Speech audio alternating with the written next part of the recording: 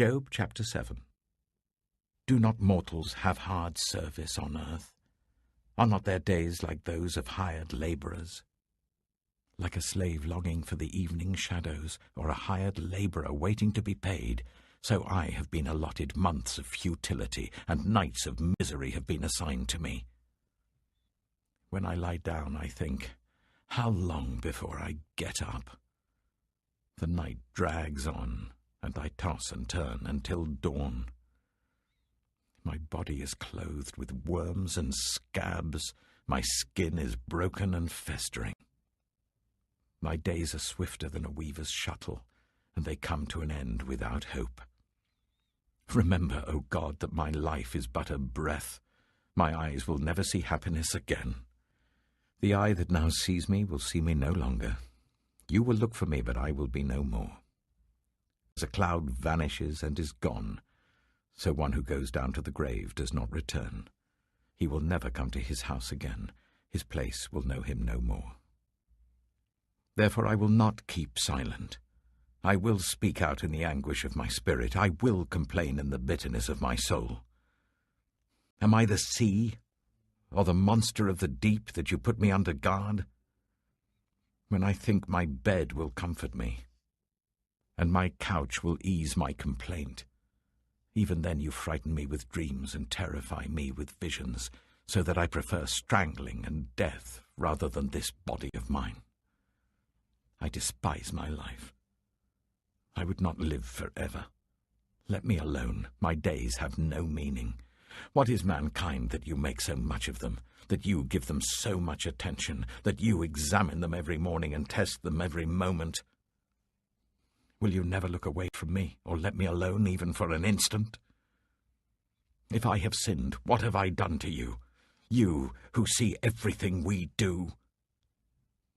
Why have you made me your target? Have I become a burden to you? Why do you not pardon my offences and forgive my sins?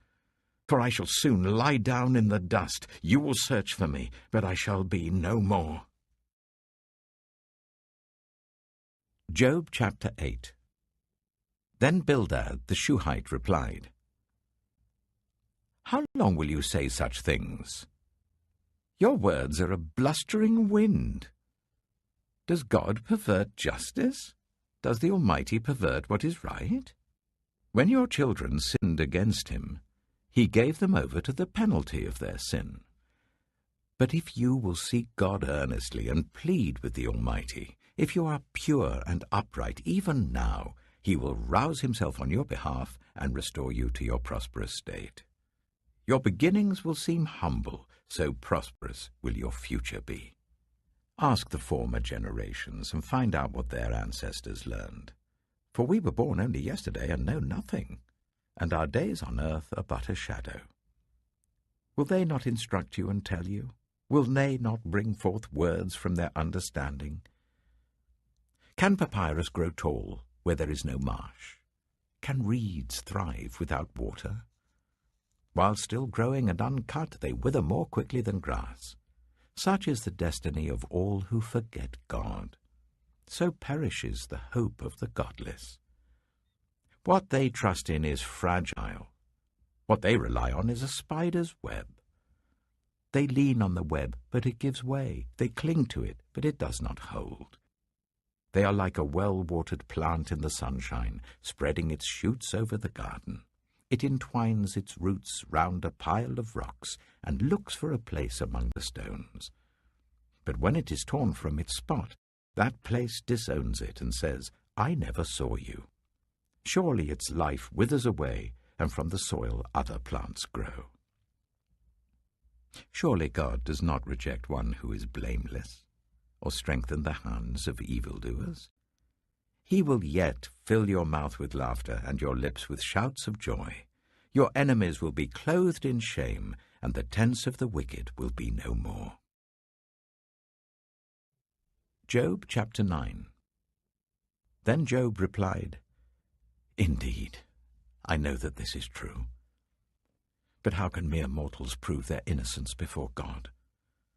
Though they wished to dispute with him, they could not answer him one sin 1,000 times. His wisdom is profound, his power is vast. Who has resisted him and come out unscathed?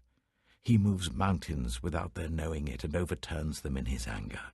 He shakes the earth from its place and makes its pillars tremble. He speaks to the sun, and it does not shine.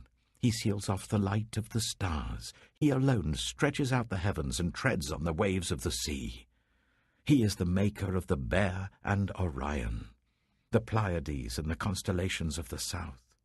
He performs wonders that cannot be fathomed, miracles that cannot be counted. When he passes me, I cannot see him. When he goes by, I cannot perceive him. If he snatches away, who can stop him? Who can say to him, "What are you doing?" God does not restrain his anger. Even the cohorts of Rahab cowered at his feet. How then can I dispute with him? How can I find words to argue with him? Though I were innocent, I could not answer him. I could only plead with my judge for mercy. Even if I summoned him and he responded, I do not believe he would give me a hearing. He would crush me with a storm and multiply my wounds for no reason. He would not let me catch my breath, but would overwhelm me with misery. If it is a matter of strength, he is mighty.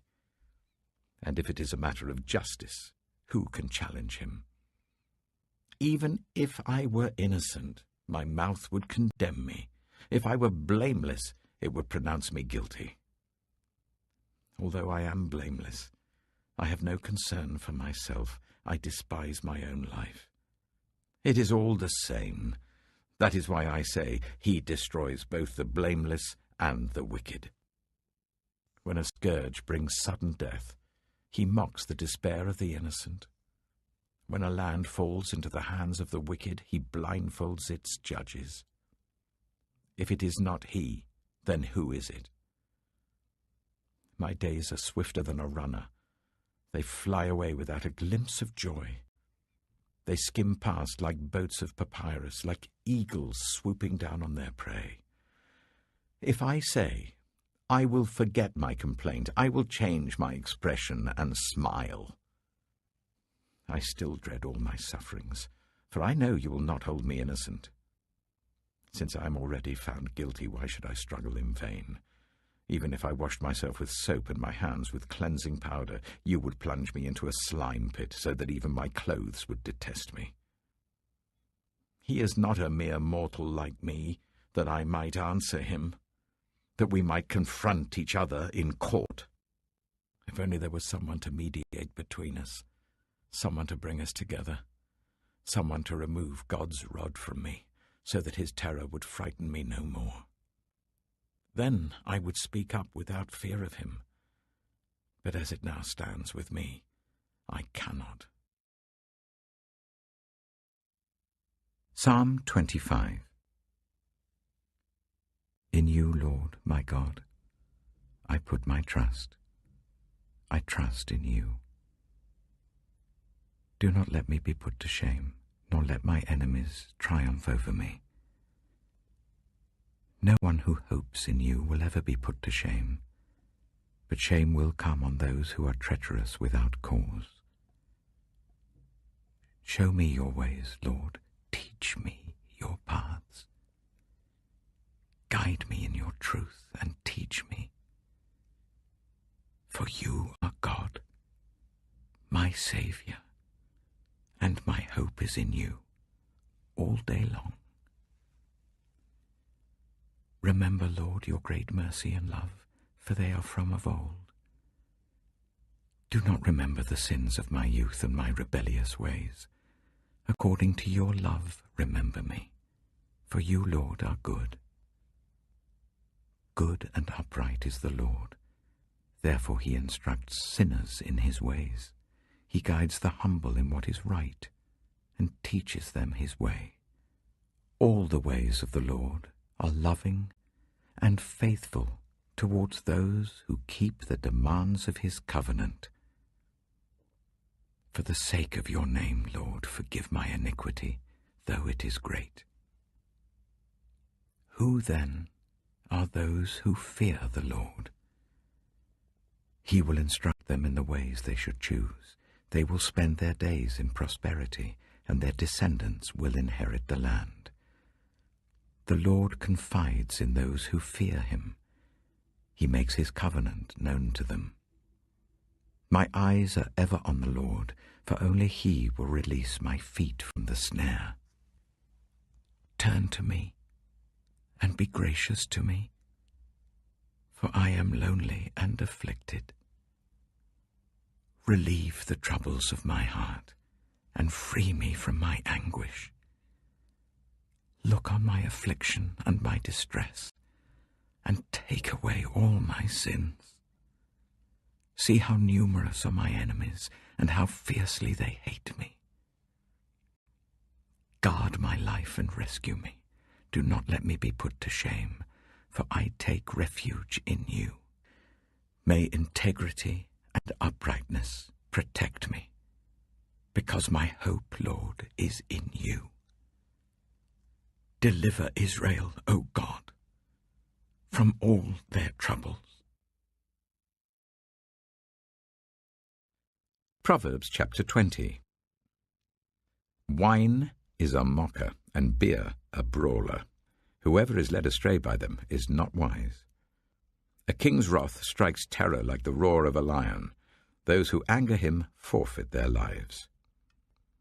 It is to one's honor to avoid strife, but every fool is quick to quarrel. Sluggards do not plough in season, so at harvest time they look but find nothing. The purposes of a person's heart are deep waters, but one who has insight draws them out. Many claim to have unfailing love, but a faithful person who can find? The righteous lead blameless lives. Blessed are their children after them. When a king sits on his throne to judge, he winnows out all evil with his eyes. Who can say, I have kept my heart pure, I am clean and without sin? Differing weights and differing measures, the Lord detests them both. Even small children are known by their actions, so is their conduct really pure and upright? Ears that hear and eyes that see, the Lord has made them both. Do not love sleep, or you will grow poor. Stay awake, and you will have food to spare. It's no good, says the buyer, then goes off and boasts about the purchase. Gold there is, and rubies in abundance, but lips that speak knowledge are a rare jewel.